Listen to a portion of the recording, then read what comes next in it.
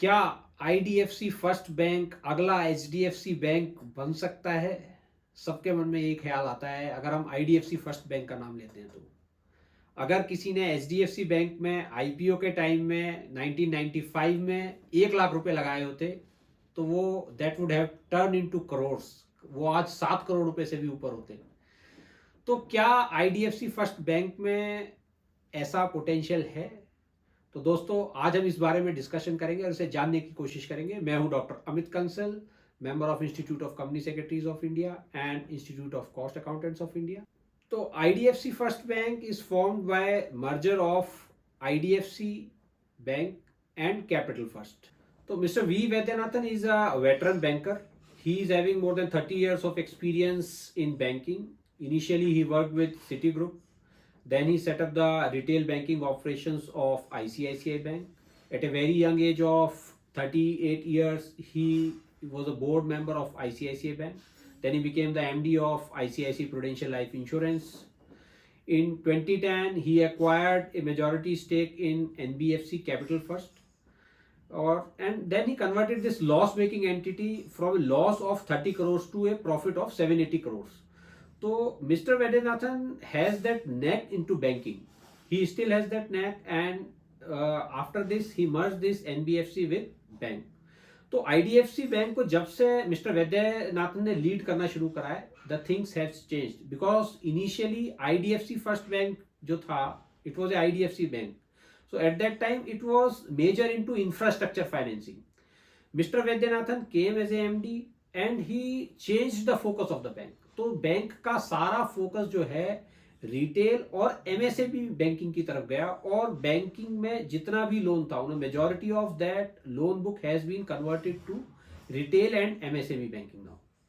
तो आइए अब हम लोग डिटेल में जो है, जो आईडीएफसी फर्स्ट बैंक ने इस बार जनरल मीटिंग में अपना प्रेजेंटेशन दिया था, उसको एक बार डिटेल में देखते हैं कि क्या इस बैंक में कितना पोटेंशियल है.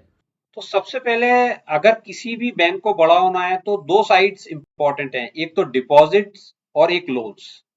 तो सबसे पहले हम लोग एनालाइज करते हैं क्या इतनी बड़ी मार्केट अपॉर्चुनिटी है कि आईडीएफसी फर्स्ट बैंक एक मेगा लार्ज कैप बैंक बन सकता है. तो अगर हम इनकी जो एजीएम प्रेजेंटेशन के हिसाब से देखते हैं तो बैंकिंग इंडस्ट्री आज की तारीख में इंडिया में 1,95,000 करोड़ की है. Total banking industry, that is the deposit size is 1,95,000 crore, और जो कि हर साल करीब 10 से 13% के सीएजीआर से हर साल बढ़ रही है. और आईडीएफसी फर्स्ट बैंक इसमें करीब 1,48,000 करोड़, जो कि सिर्फ 0.8% है. इसका मतलब यह है कि there is lot of scope for IDFC first Bank to grow, क्योंकि बैंकिंग इंडस्ट्री का साइज भी बहुत बड़ा है और जो आईडीएफसी फर्स्ट बैंक है उसका साइज छोटा है, और banking industry continuously 10 to 13% year on year grow कर रही है. तो जो भी मार्केट में बैंक्स हैं वो भी कंटिन्यूसली ग्रो करेंगे, बट आईडीएफसी बैंक क्योंकि साइज छोटा है तो there is a big opportunity कि ये जल्दी बड़ा हो सके.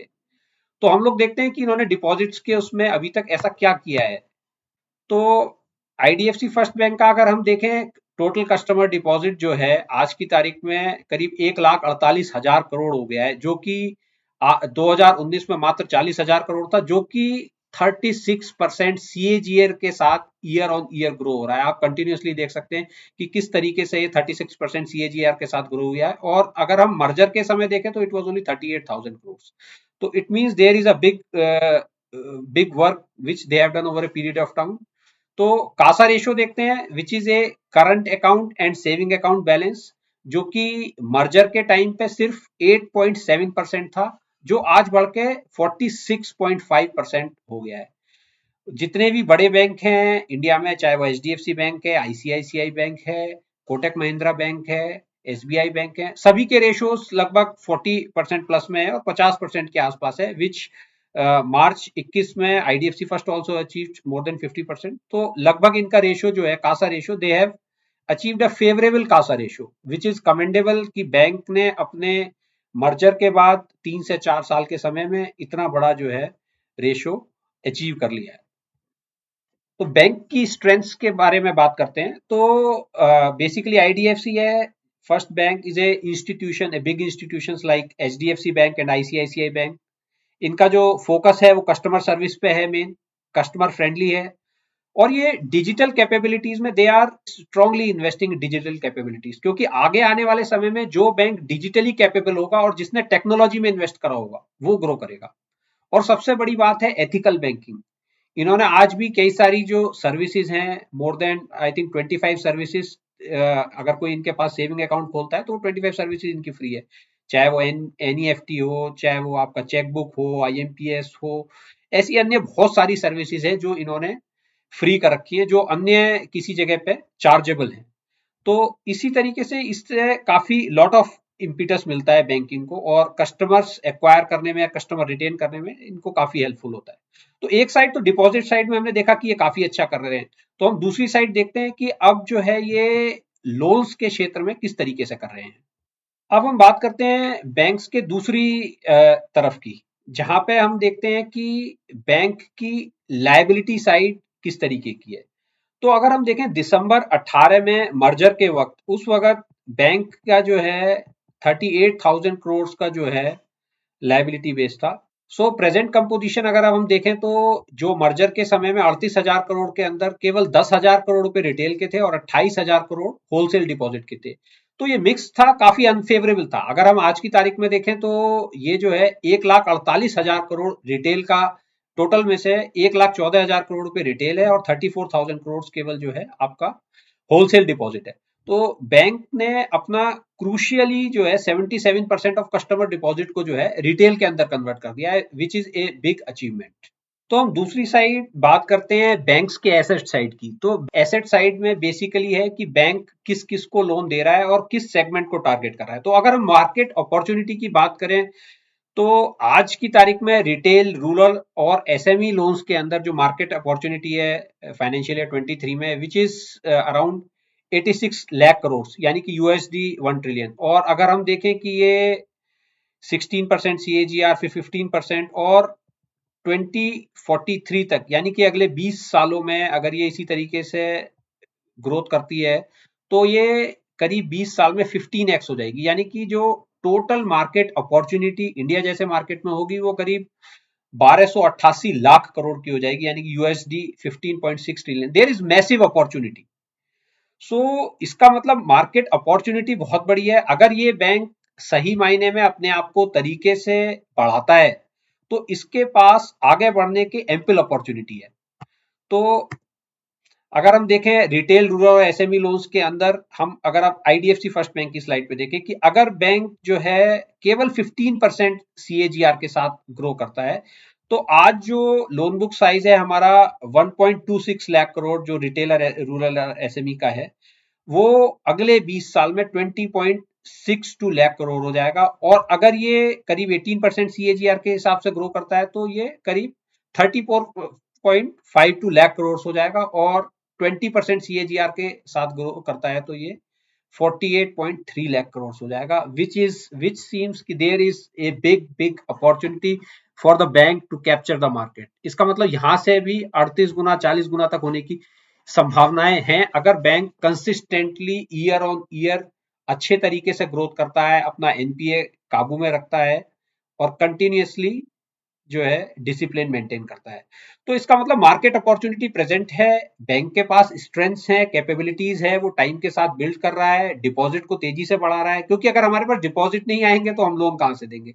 तो अगर वो दोनों चीजों को एड्रेस कर रहा है, लाइबिलिटी साइड को भी एड्रेस कर रहा है और एसेट साइड को भी एड्रेस कर रहा है, तो ये दोनों ही पॉइंट हमारे इसमें बड़े अच्छे से कवर हो जाते हैं।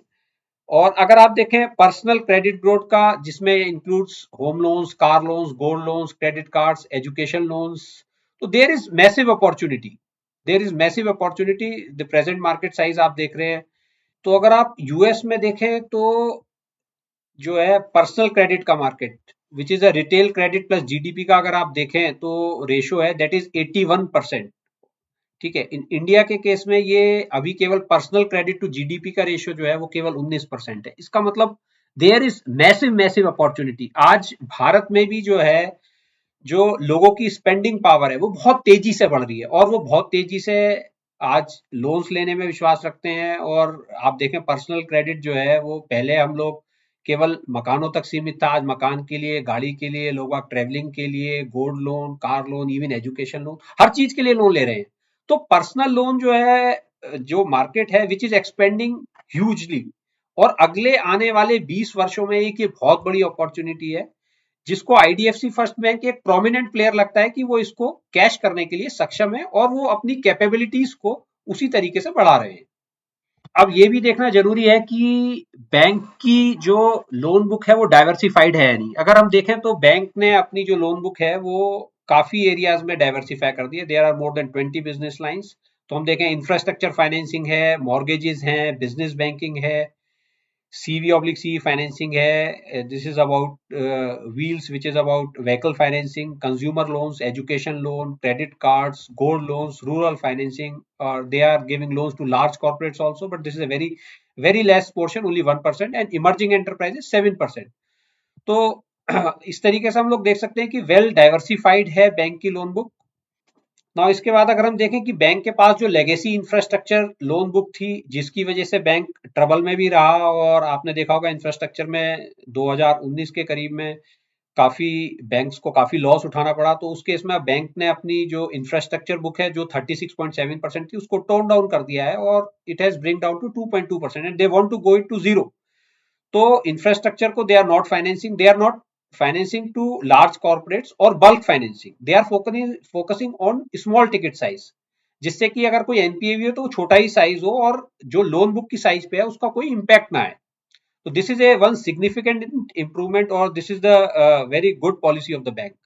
तो देखते हैं बैंक अपना जो है रिस्क किस तरीके से मैनेज कर रहा है। तो bank has develop certain unique capabilities और ये पिछले 12 साल से इस चीज को कर रहे हैं, चाहे आप देखें नोटबंदी के दौरान था या जब जीएसटी इंप्लीमेंटेशन हुआ या कोविड आया, तो they have always try to maintain their this gross NPA at less than 2% और net NPA except COVID they maintain it till 1%। और प्रेजेंटली अब जो है आप देखें तो बैंक का जो है gross NPA retail rural segment के लिए 1.53% आ गया है और net NPA 0.52, which is commendable, क्योंकि आज की तारीख में डिजिटल कैपेबिलिटीज बैंक की काफी इंप्रूव हो गई हैं, तो इसलिए जो है इसमें मेजर सुधार आया है और ये बैंक की प्रॉफिटेबिलिटी मेंटेन करने के लिए सबसे ज्यादा जरूरी है।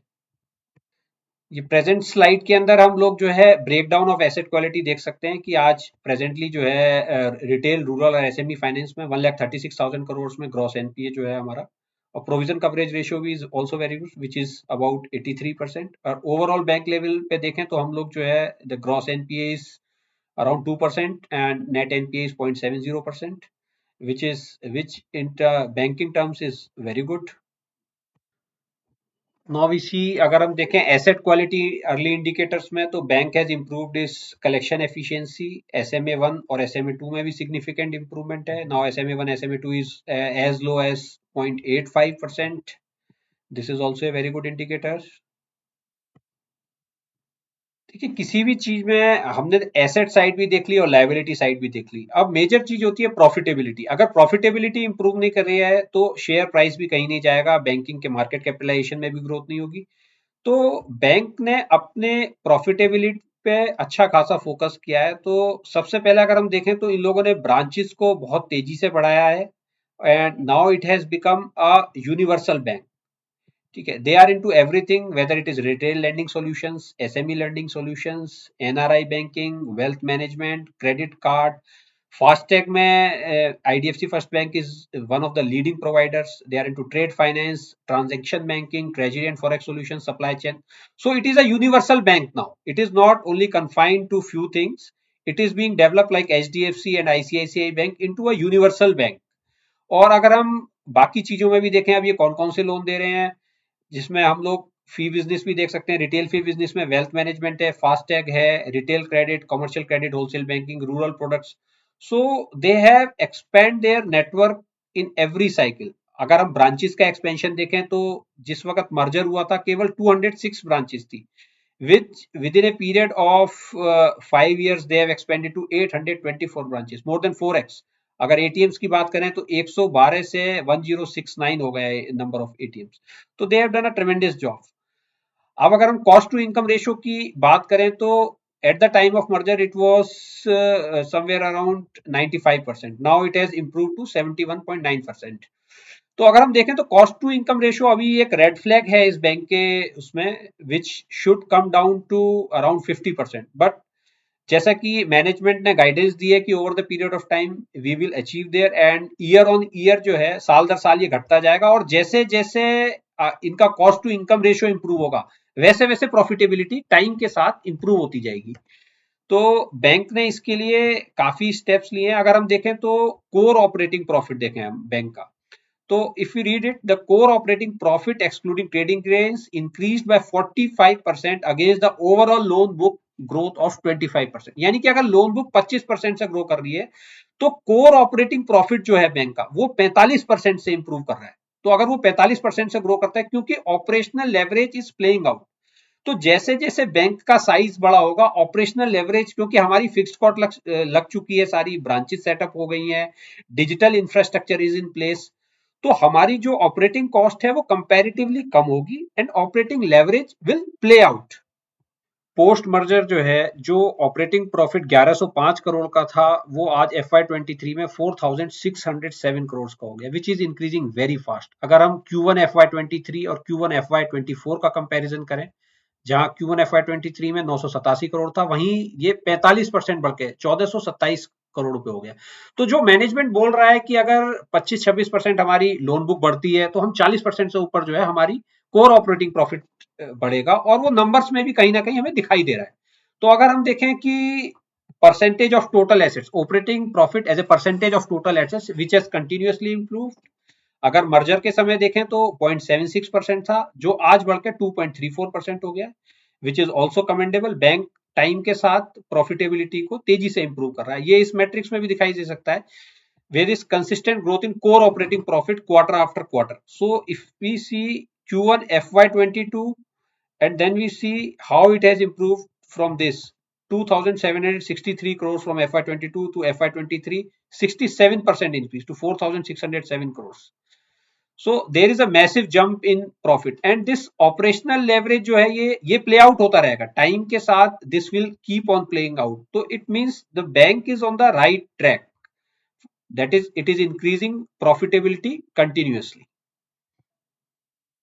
यहाँ हम लोग देख सकते हैं कि किस तरीके से मर्जर के बाद जो है इनिशियली जो बैंक को जो है प्रोविजंस लेने पड़े थे, whether it was about Reliance capital, DHFL, और उसके बाद प्रोविजंस के लिए टेलीकॉम अकाउंट के लिए उन्होंने प्रोविजन लिया था, और फिर कोविड के बाद उसके बाद बैंक की जो प्रॉफिटेबिलिटी है वो 152 करोड़, फिर 281 करोड़, 343, 474, 556, 605, 701 और 765 करोड़। तो लगातार जो है बैंक की प्रॉफिटेबिलिटी ईयर ऑन ईयर जो है बढ़ती हुई जा रही है। तो this means the bank is doing fairly good, और अगर ये इसी तरीके से बैंक करता रहता है अच्छा, तो continuously it has a large potential to become a mega bank in the future.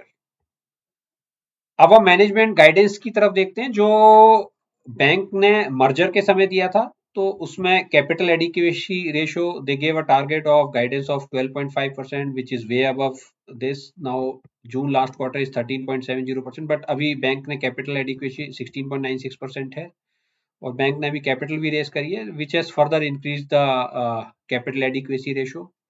CASA bank is fairly good. These are all the things are almost on the track. So they are doing fairly good। केवल जो है अगर आपका cost to income ratio improve हो जाता है over the period of time, तो bank can achieve the fairly good targets. What this is the red flag, cost to income ratio जो कि बैंक का टारगेट है, गाइडेंस है वो 55% का है, जो कि इस वक्त 72% है, and they have again revise the guidance estimated to drop to 65% by Q4 of FY24। So जैसे जैसे ये ड्रॉप होता जाएगा आपका कॉस्ट टू इनकम रेशियो, वैसे वैसे जो है प्रॉफिटेबिलिटी और इंप्रूव होती जाएगी। और अगर हम रिटर्न ऑन इक्विटी का मैट्रिक्स देखें जो कि आज की तारीख में ये करीब 11.78% है। अगर हम बड़े बैंकों का देखें, HDFC बैंक, ICICI बैंक, तो return on equity should be somewhere around 2%। So banking के लिहाज से अगर ये माफ कीजिएगा, इसमें return on asset should be 2%, which is 1.2%। Return on equity should be in high teens, it should be above 15%, 15 to 18%। So that would be better for a bank. तो आगे आने वाले टाइम में बैंक का गाइडेंस भी है और management लगातार इस पे वर्क कर रहा है कि हमें कॉस्ट टू इनकम रेशियो और रिटर्न ऑन इक्विटी को बढ़ाना है। तो बैंक को इतना बड़ा करना है और इतना बड़े साइज का होना है, तो बैंक ने एक बड़ा अच्छा एनालिसिस कराया है अपना। तो this is about टोमा। Top of mind awareness score, जो अभी अगर हम देखें आईडीएफसी फर्स्ट बैंक का, विच इज 2% ओनली इन 2021, जो आज बढ़कर 22% हो गया है 2023 में। तो किसी भी, अगर हम और मेगा बैंक का देखें, बड़े बैंक्स का इंडिया में जो टॉप 3 बैंक्स है, उनका जो टॉमा स्कोर है, टॉप ऑफ माइंड अवेयरनेस, अगर कोई बैंक का नाम लेता है तो कितने लोग उस बैंक के नाम से रिकॉल कर सकते हैं, तो अगर टॉप 3 बैंक्स का देखें तो विच इज 73 to 75%। तो बैंक को ये महसूस हो रहा है कि इनका टॉमा स्कोर कम है, अगर इन्हें बड़ा बैंक बनना है तो हमें उस लेवल पे काम करना पड़ेगा और उस लेवल की हमें एडवर्टाइजिंग करनी पड़ेगी। तो आज की तारीख में इन्होंने इसके लिए सिग्निफिकेंट स्टेप लिया है, और जैसा आप जानते हैं कि इंडिया में क्रिकेट कल्चर बहुत प्रोमिनेंट है, तो they have tied up with BCCI, board of cricket control of India, और ये इंडिया की जो होम क्रिकेट है उसमें आप टाइटल स्पॉन्सर बन गए हैं अगले 3 साल के लिए। तो जो भी बीसीसीआई मैचेस स्पॉन्सर करेगा वो, और इंडिया में खेले जाएंगे इंडिया होम क्रिकेट में, वो उन मैचेस को ये लोग स्पॉन्सर करेंगे और वहां पे टाइटल स्पॉन्सर रहेंगे। इससे बैंक का मानना है कि इनको जो है काफी लीड मिलेगी, और पीछे ये लोग केबीसी में भी जो है टाइटल स्पॉन्सर रहे हैं, और केबीसी में भी एक्टिवली पार्टिसिपेट, और अन्य कई जगह जो है बैंक अपने आप को प्रमोट कर रहा है टू इंक्रीज द टॉमा स्कोर। तो पूरी प्रेजेंटेशन के बाद दोस्तों, देयर आर, अगर हम लोग देखें कि काफ़ी पॉजिटिव्स हैं which clearly show that the IDFC First Bank has a potential to become a mega large cap bank in the near future. कुछ रेड बॉक्सेस भी हैं जो बैंक को इम्प्रूव करने की जरूरत है, जो कॉस्ट टू इनकम रेशियो है, रिटर्न ऑन इक्विटी है, और रिटर्न ऑन एसेट्स है। वो जिस तरीके से बैंक काम कर रहा है और ऑपरेटिंग लेवरेज प्ले आउट होगा तो समय के साथ इम्प्रूव हो जाएंगे, ऐसा लगता है। तो दोस्तों, मेरे ख्याल से आईडीएफसी फर्स्ट बैंक का ये डिटेल्ड और काफ़ी डीप एनालिसिस था, और आगे आने वाले क्वार्टर्स में हम कोशिश करेंगे कि आपको रिजल्ट्स के बारे में भी इसके बताते रहें। तो दोस्तों, अगर आपको मेरा वीडियो पसंद आया हो तो लाइक जरूर करिएगा, और साइड में जो है बेल बटन दबाइएगा, और चैनल को सब्सक्राइब करिएगा। अगर आपके कोई कमेंट हो तो कमेंट बॉक्स में लिखिएगा, और किस तरीके के वीडियो आप चाहते हैं हम बनाएं तो हम उस बारे में ज़रूर बनाना चाहेंगे। तो थैंक यू दोस्तों।